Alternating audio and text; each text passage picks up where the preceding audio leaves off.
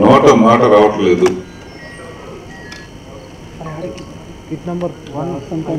ఈ వెండిధర మాట్లాడితే, ఈ సిల్వర్ సింగ్ మాట్లాడితే ఏం మాట్లాడుతుంది అని ఊహిస్తే, ఇలాంటి అద్భుతాన్ని నా మీద ఆవిష్కరిస్తానని ఈ జన్మలో అనుకోలేదు అనుకుంటుంది అన్నట్టు వినిపిస్తుంది.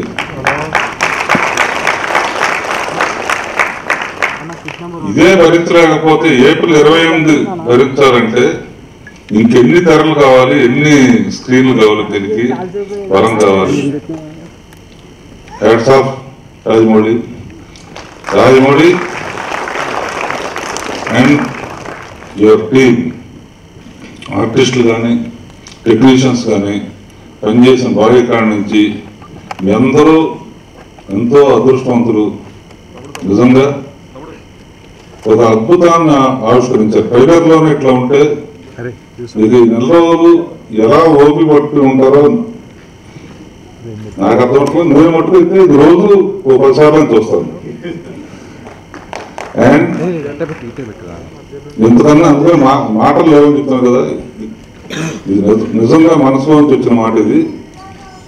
ఇది మా అల్లుళ్ళు ప్రొడ్యూస్ చేసిన రాజమౌళి, మేమందరం ఒక కుటుంబం. అండ్ దృశ్యం ఎంత అద్భుతంగా ఉందో, శబ్దం ఇంకా చెప్పడానికి వీల్లేదు. మా తీరవాణి. And we'll all wait for the great and grand world release.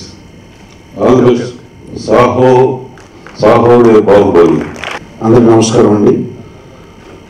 Cinema release అవ్వడం అనేది వాన పడడం లాంటిది అయితే, ట్రైలర్ అనేది ఉరుము లాంటిది. ఉరుము న్యాచురల్గానే గంభీరంగా ఉంటుంది, చాలా ఆనందంగా ఉంది ఉరుము గంభీరం ఉన్నందుకు. బట్ నాలాంటి వాళ్ళకి మాత్రం పనిచేసే వాళ్ళకి వానలో తడిసినప్పుడు కానీ నిజమైన రిలీఫ్ రాదు. త్వరలో తడుస్తామని, ఆ వానలో మన అందరం కూడా తడిచి ఆనందిస్తామని ఆశిస్తున్నాం. Thank you. Good morning everyone అండి. It's the last 5 years. It's been a long journey, and this is the starting of for the conclusion. Telugu koncham. So I hope all of you like the trailer, and hope that you'll enjoy the film also. Thank you. అంటే నేను చెప్పేవాడిని, మీరు కదరా మేమే waiting cinema చేస్తా. ఇంక ఇలాంటి అద్భుతం చూసిన తర్వాత ఈ 1 month కూడా ఇంకొక మాకేదో గండం కింద గడుస్తుంది. You're also waiting sir. నమస్కారం అండి. ఇందాక రాజేంద్ర గారు నాకు నిజంగా మాట్లాడలేదు, ఎందుకంటే 5 ఏళ్ళు అంటే ఒక నటుడుగా నాకు 7 ఏళ్ళు అంతా 5 ఏళ్ళు ఇక్కడే అయిపోయింది. మా ఇష్మతి లాంటి మా గొప్ప సామ్రాజ్యాన్ని మీరు ఏప్రిల్లో చూడబోతున్నారు. Please, I hope all of you enjoy your selves, enjoy and experience this great kingdom like we all did, and thank you sir for making me part of your vision. Thank you very much. Trailer ఇలా ఉంటే picture ఎలా ఉంటుందో ఊహించుకోండి. And మీ ఊళ్ళకు అందనంత వరకు లెవెల్కి తీసుకెళ్ళాలని మేము 3 months ప్రయత్నించామండి. సో అది మీ ఊహించిన దానికంటే చాలా అద్భుతంగా ఉంటుందని అనుకుంటున్నాను. Thank you. Hi, good morning. Trailer చాలా ఎక్సైటింగ్ ఉంది. హోప్ అందరికీ నచ్చుతుంది అనుకుంటున్నాం. And thank you Rajamouli garu and team for making us part of it. 5 years ఉన్నందుకు ఇంత సెకండ్ కూడా ఇప్పుడు ఈ ట్రైలర్ చూడగానే మొత్తం బాధలన్నీ మర్చిపోయాం. So thanks Raj, thanks for the whole team. Thank you. At this moment, I think the fans will be in the euphoria of watching the trailer. But as the euphoria dies down, as we have been telling, we introduce the characters. We just introduce the characters. We just gave them what the characterizations are about. And in the conclusion, you are going to see the drama between them.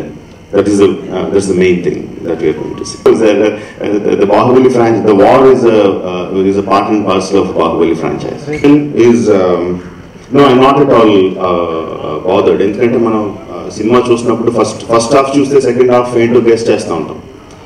యాక్చువల్గా ఇంకా movie buffs అయితే cinema start అయిన within 10-20 minutes they will be guessing what the second part is going to be. Some of them are right, some of them are wrong. It doesn't matter. What matters is important విషయం ఏంటంటే దాన్ని ఎంత ఇంట్రెస్టింగ్గా చెప్తున్నాను. మన for example epics like Mahabharatam, Ramayanam లాంటి సినిమాలు తీస్తే మన కథ ఏంటో తెలుసు, but still we want see the drama. ఎంత అందంగా చెప్పామన్నది important. And most of the theories ఇప్పుడు నేను చూసిన దాంట్లో most of them are wrong and few are little bit close here and there. But ఒకవేళ అందరికీ కూడా ఎగ్జాక్ట్గా గెస్ట్ చేసినా సరే I'm not worried about it. ఆ పాయింట్ ఎలా రీచ్ అవుతాం అన్నది మోర్ ఇంపార్టెంట్.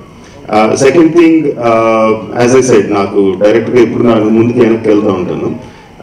ట్రైలర్ కట్ చేసినప్పుడు కూడా కొంచెం టెన్షన్ ఉంటుంది అటు ఇటు వెళ్ళినప్పుడు. But when I see it as a whole, once the BGM comes, once పెద్ద బీజిఎం వచ్చిన తర్వాత నా ఎక్స్పెక్టేషన్ లెవెల్ కన్నా ఎక్కడికో దాటేసి వెళ్ళిపోయింది. He gives an extra tweak, extra twist.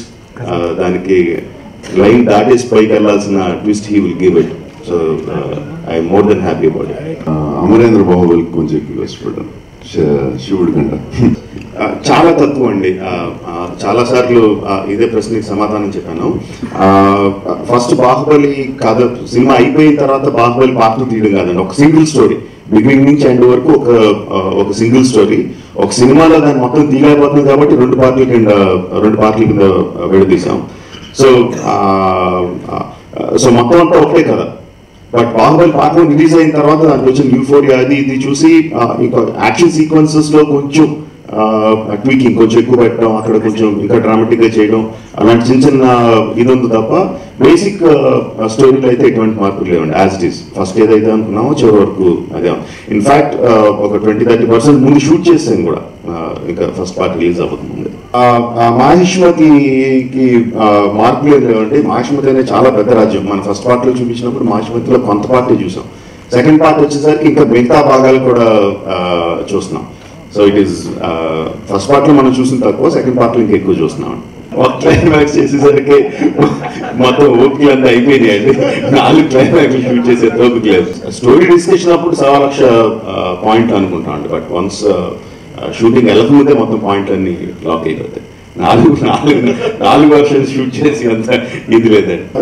This is piracy is a different issue and leakage is a different issue. Both are not the same.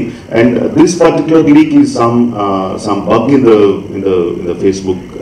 This thing they are still trying to sort out why it happened. It is very irritating, but it is not something we can blame someone without knowing anything about it. So. It's online now. We launched it. We are supposed to launch it at 5 p.m. So we planned so many things around it, but unfortunately we launched it earlier. But I think it's good news for the fans rather than being bad news.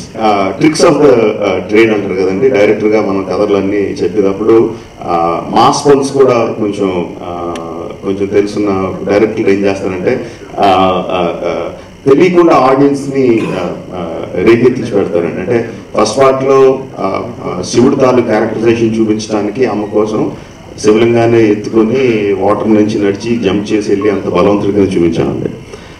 బలాల దేవుని చూపించినప్పుడు ఉత్తి చేతులతో తొనపోతూ fight చేసి అంత బలమైన చూపించాను. So వాళ్ళిద్దరు rivals అని తెలుసు. సో అది రేకెత్తించి పెట్టడం అంటే అలాంటి బలవంతుడు ఇద్దరు కొట్టుకుంటే ఎలా ఉంటుంది అన్నది తెలియకుండా ఆడియన్స్ రేకెత్తించి ఉంటుంది. దాన్ని క్లైమాక్స్ కి పెట్టాం. సో పీక్ అన్నిటికంటే జనాలు ఏదైతే ఎక్కువ ఎక్స్పెక్ట్ చేస్తూ ఉంటారో దాన్ని క్లైమాక్స్ పెట్టామండి. So the peak, the Everest peak, cinema Baahubali సినిమాలో ఎవరెస్ట్ పీక్ ఏదైతే ఉంటుందో అది క్లైమాక్స్ లో బల్లాల దేవుడు మహేంద్ర బాహుబలి మధ్య ఫైట్ లో ఉంటుంది. ఏదైతే ఉన్నాయో బాహుబలి కానీ, బల్లాల దేవుడు కానీ, శివగామి కానీ, కట్టప్ప కానీ, విజయదేవుడు కానీ, దేవసేన, అన్ని characters very very powerful characters అండి. అందరూ కూడా వాళ్ళు నమ్మిన సిద్ధాంతాలని, వాళ్ళు నమ్మిన ఫిలాసఫీని చాలా స్ట్రాంగ్ గా పాటిస్తూ ఉంటారు. సో అంత స్ట్రాంగ్ క్యారెక్టర్స్ ఉన్నప్పుడు వాళ్ళ మధ్య ఆ క్యారెక్టర్స్ మధ్య రిలేషన్షిప్ కూడా అంత స్ట్రాంగ్ ఉంటాయి. లవ్ కానీ, హేట్ కానీ ఏదైనా. So Devasena characterization will be very strong అండి. ఆడవాళ్ళందరికీ కూడా చాలా చాలా నచ్చుతుంది అనుకుంటున్నాను. ద బిగ్గెస్ట్ థింగ్ ఈజ్ అది ఒక సింగిల్ లైన్ సెంటెన్స్ కాదండి. ఓకే, ఇలా ఇందుకని చంపేసాడు అనంత is not simple answer. Simple answer అయితే ఇన్ని రోజులు దాని మీద యూఫోరియా కూడా అలా మెయింటైన్ అవుతుంది. It's complication sequence that comes to that point. So నాకు తెలిసి సినిమా స్టార్ట్ అయిన తర్వాత జనాలు అసలు అందులో లింగ వైపు చూస్తూ ఉంటారు కానీ దీని క్వశ్చన్కి ఆన్సర్ ఎప్పుడు వస్తుందని చూడరండి. నాకు తెలిసి ఆ క్వశ్చన్కి అంతా థియేటర్కి ఆడియన్స్ రప్పించడం వరకే నేను అనుకుంటున్నాను. బట్ ఒకసారి థియేటర్లోకి వచ్చిన తర్వాత జనాలు దే విల్ బి ఆ క్యారెక్టర్స్తో పాటు ఆ ప్రపంచంలోకి వెళ్ళిపోతారని అనుకుంటున్నాను. ఇట్ ఈస్ ఒక సింగిల్ సెంటెన్స్ ఆన్సర్ కాదు, సింగిల్ సెంటెన్స్ ఆన్సర్ కాదు అది. It's buildup to that point. And ఆ పాయింట్ వచ్చిన తర్వాత ఆ నెక్స్ట్ స్టెప్ కోసం ఇంకా ఎక్కువ చూస్తూ ఉంటారండి. స్క్రీన్ ప్లేలో అలాగా రాయడం జరిగింది. Back and fourth is one thing, but as an emotion వైజ్గా చూసుకుంటే ఆ పాయింట్ వచ్చే వరకు జనాలు చాలా ఎక్సైటెడ్గా చాలా ఇది బిల్డప్ అవుతూ ఉంటుంది. ఆ పాయింట్ నుంచి ఇంకొక 2 స్టెప్పులు పైకి వెళ్తుందని అనే విధంగా స్క్రీన్ ప్లే రాయడం జరిగింది.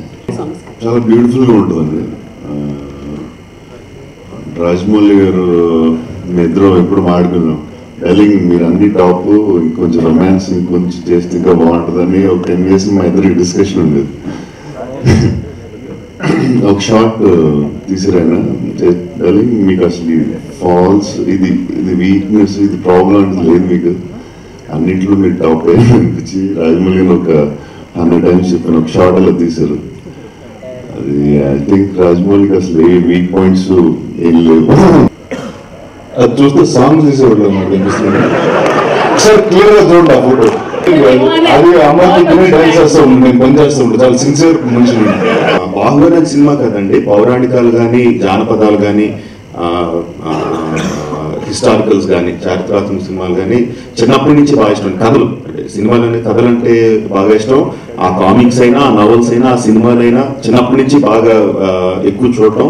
సో ఇన్స్పిరేషన్ అనేది ఒక సింగిల్ పాయింట్ కాదండి, చూసిన ప్రతి సినిమా కూడా ఇన్స్పిరేషనే. బట్ చాలా పెద్ద లెవెల్లో తీయాలి, చాలా పెద్ద లెవెల్లో తీయాలని కోరిక అయితే ఉంది. బట్ ఫస్టే ఇలాంటి కథ చేస్తే ప్రొడ్యూసర్ బయటకు పోమంటారు కదండి. సో ముందు చిన్న చిన్న సినిమాలు చేసుకుంటూ కొంచెం సక్సెస్ వచ్చిన తర్వాత, మార్కెట్లో వాల్యూ పెరిగిన తర్వాత, డిస్ట్రిబ్యూటర్స్కి ప్రొడ్యూసర్స్కి నమ్మకం వచ్చిన తర్వాత ఇలాంటిది అటెంప్ట్ చేశాను. సో నేను రాసిన నేననే కదా, నాకు తెలిసి భారతదేశంలో ఎవరైనా సరే ఏ కథ ఏ సినిమా తీసినా సరే ఇన్స్పిరేషన్ మహాభారతం రామాయణంలో ఉంటుందండి. అది లేకుండా ఇంపాసిబుల్, అసలు మన నరనరాల్లో నాకు ఎక్కేసింది అది. సో ఆ ఇన్స్పిరేషన్ అయితే 100% ఉంటుందండి. అసలు ఈ సినిమా రిలీజ్ అయిన తర్వాత సినిమా గురించి ఆలోచించుకోవడం అనుకుంటున్నాను. 2 నెలలు ఏదైనా హాలిడేకి వెళ్ళిపోయి ఏమి వర్లంచ్ అంతా మైండ్ లంచ్ అంతా తీసేసి అని అనుకుంటున్నాను అండి. బట్ ఎలాంటి సినిమాలో తీస్తానని తెలియదు కానీ నెక్స్ట్ సినిమాలో మాత్రం ఆ చివరి కూర్చున్నాడు ఒక ఆయన, కమల్ కన్నన్ అని చెప్పి, విజువల్ ఎఫెక్ట్స్ సూపర్వైజర్. ఆయనతో పని లేకుండా, విజువల్ ఎఫెక్ట్స్ తో పని లేకుండా సినిమా తీయాలని అనుకుంటున్నాను. గొప్పగా రావడానికి కష్టపడ్డారని. యాక్చువల్గా సినిమానే కాదండి, ఎవరైనా ఒక మనిషి అయినా, ఒక సినిమా అయినా, ఒక ఈవెంట్ అయినా చాలా ఒక శిఖరం స్థాయికి వెళ్ళాలంటే దానికి అన్ని డిపార్ట్మెంట్స్ నుంచి ప్రోత్సాహం ఉంటే తప్ప, అందరూ ఇన్వాల్వ్ అయ్యి ఇది నాది అనుకుంటే తప్ప జరగదండి. బాహుబలి సినిమాకి పెద్ద అదృష్టం, యాక్టర్లు టెక్నీషియన్స్ అందరూ కూడా ఇది నా సినిమా, నా కెరియర్లో ఇది మన్యురాడ్గా నిలిచిపోయే సినిమా అని చెప్పి అందరూ దానికి అంత ఎఫర్ట్ పెట్టి చేయడం అనేది దట్స్ వన్ రీజన్. సో అన్ని ఎఫర్ట్స్ అన్ని ఇండస్ట్రీలో కానీ, బయట కానీ, మీడియాలో కానీ, మా టీంలో కానీ అందరూ కూడా ఈ సినిమా గొప్ప సినిమా, ఈ తెలుగు సినిమా ఎక్కడికో తీసుకెళ్తుంది అనే నమ్మకం ఆ దీవెనలో ఉండబట్టి నాకు తెలిసి బాహుబలి అనే ఫ్రాంచైజ్ అంత పైకి ఎదిగింది అనుకుంటున్నాను. ఈ సినిమాలో నువ్వే పెద్దోడి. అంటే ఈ సినిమా చూసిన తర్వాత గ్యారంటీ ఎవరు పిల్లలండి మళ్ళీ ఎక్కడ మళ్ళీ స్టార్ట్ చేస్తారు ఫస్ట్ నుంచి. Thank you. ఫస్ట్ పార్ట్ లో ఎమోషనల్ పార్ట్ కంపారిటివ్ గా విజువల్ వండర్ తో కంపారిజన్ చేసుకుంటే ఎమోషన్ పార్ట్ తక్కువ అండి, విజువల్ గ్రాండియర్ ఎక్కువ ఫస్ట్ పార్ట్ లో ఇన్ కంపారిజన్. సెకండ్ పార్ట్ లో రెండు కూడా ఈక్వల్ గా ఉంటాయండి. ఎమోషన్ కానీ విజువల్ కానీ నువ్వు నేను అన్నట్టు ఒకటి ఇంకా అందంగా చూపించానండి.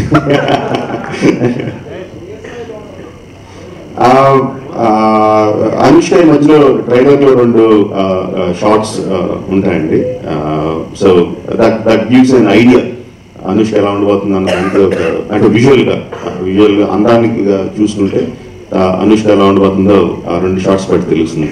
But as a characterization she will be much more very very strong.